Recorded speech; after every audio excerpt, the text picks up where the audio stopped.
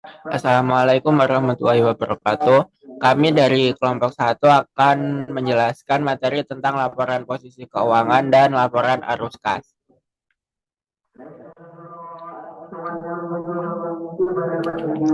Next.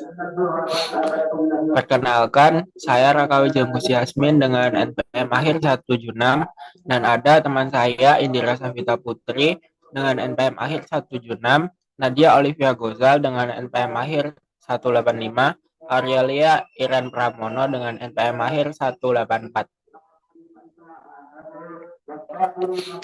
Yang pertama ada tujuan dari laporan posisi keuangan. Laporan posisi keuangan bertujuan untuk sebagai cermin dari kondisi perusahaan tersebut. Laporan posisi keuangan memberikan gambaran tentang kondisi keuangan perusahaan pada titik tertentu. Laporan ini menjadi alat vital untuk menilai stabilitas, likuiditas, dan struktur modal perusahaan. Fungsinya yaitu menunjukkan aset atau sumber daya yang dimiliki, mengungkapkan kewajiban atau hutang perusahaan, mencerminkan nilai modal bagi pemilik. Nah, di samping kiri ada contoh dari laporan posisi keuangan. Next.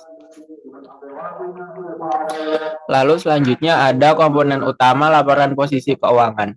Nah, struktur dasar laporan posisi keuangan berdasarkan pada persamaan akuntansi, yakni yang pertama ada aset, yakni sumber daya yang dimiliki perusahaan yang diharapkan memberikan manfaat di masa depan, termasuk kas, piutang, persediaan, dan properti. Lalu ada liabilitas, yakni kewajiban atau utang perusahaan yang harus dibayar di masa depan, meliputi utang dagang, pinjaman bank, dan hutang pajak. Lalu yang ketiga ada ekuitas, yakni modal pemilik atas aset perusahaan setelah mengurangi liabilitas, mencerminkan nilai bersih bagi pemegang saham. Next.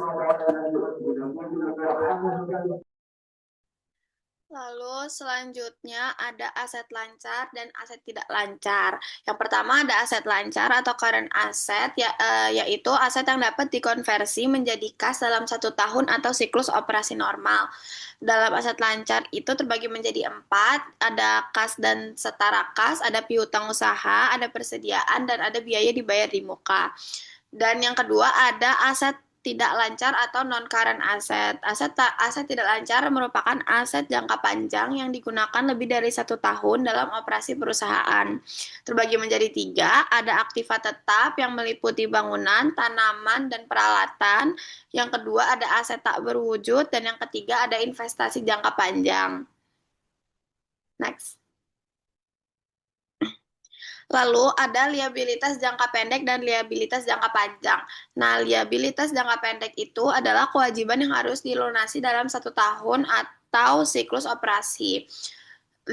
Liabilitas jangka pendek itu meliputi utang dagang, utang pajak, dan utang bank. Lalu ada liabilitas jangka panjang yang merupakan kewajiban yang jatuh tempo lebih dari 1 tahun ke depan. Terbagi menjadi 3, ada utang obligasi, ada kewajiban pensiun, dan ada hutang bank jangka panjang, yaitu pinjaman dengan jangka waktu yang panjang pada bank.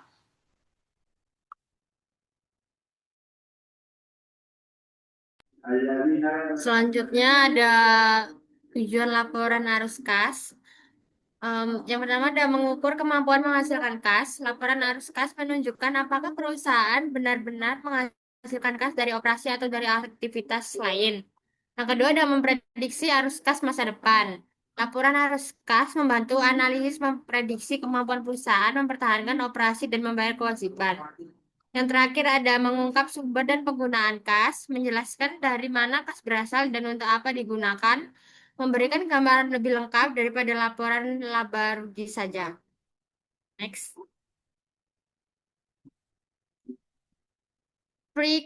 Selanjutnya ada free cash flow. Free cash flow atau arus kas bebas adalah jumlah uang tunai yang dihasilkan perusahaan setelah dikurangi biaya operasional dan belanja modal.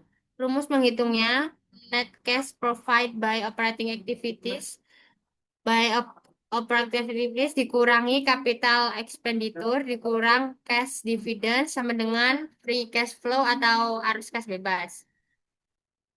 Nah, yang di sini di bawahnya ini ada contoh untuk free cash flow analisisnya. Dan next.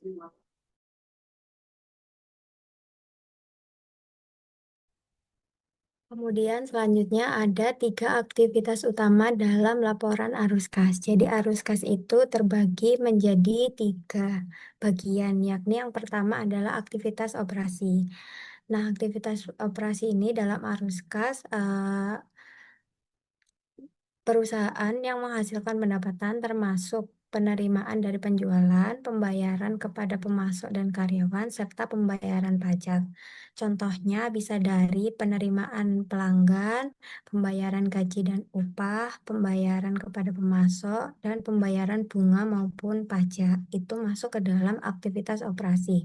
Kemudian yang kedua ada aktivitas investasi, arus kas dari pembelian atau penjualan aset jangka panjang. Nah, aktivitas investasi bisa mencakup investasi dalam properti, pabrik, peralatan, dan sekuritas. Contohnya, pembelian aktiva tetap, kemudian ada penjualan aset tetap, lalu pembelian sekuritas ekuitas, kemudian penerimaan dividen. Yang terakhir ada aktivitas pendanaan. Jadi aktivitas pendanaan ini dalam arus kas berasal dari transaksi dengan pemilik dan kreditur. Aktivitas pendanaan memperlihatkan bagaimana perusahaan itu mendanai operasi dan ekspansi perusahaan. Contohnya ada penerbitan saham, pembayaran dividen, peminjaman dan pelunasan utang, pembelian kembali saham.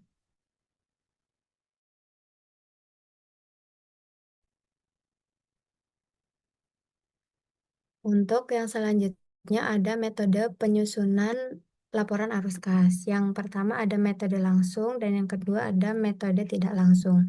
Metode langsung menunjukkan jumlah kas aktual yang diterima dan dibayar dalam aktivitas operasi. Dan metode langsung ini lebih transparan dan lebih mudah dipahami. Jadi keuntungannya dia lebih informatif, dia mudah dianalisis dan menunjukkan arus kas yang nyata. Kemudian yang kedua ada metode tidak langsung. Di metode tidak langsung dimulai dari laba bersih dan menyesuaikannya untuk mengonversi dari basis akrual ke basis kas.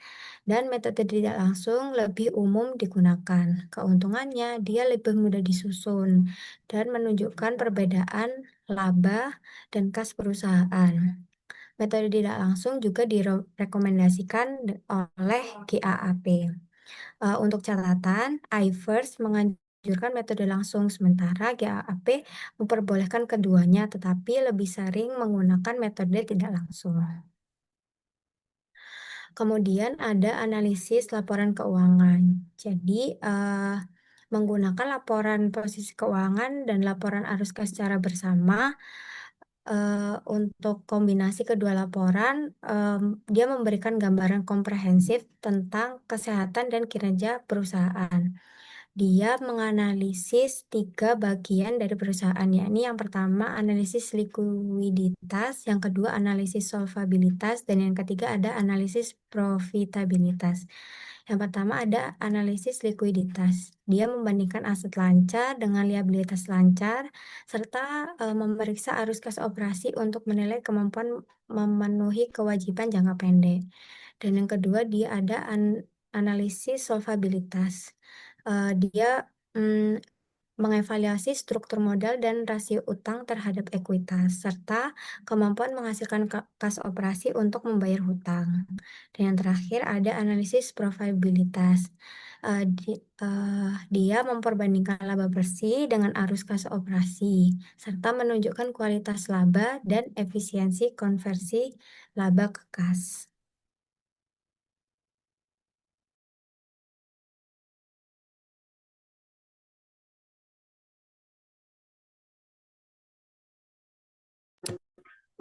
Baik, sekian presentasi dari kelompok kami. Untuk kurang lebihnya mohon maaf. Wassalamualaikum warahmatullahi wabarakatuh.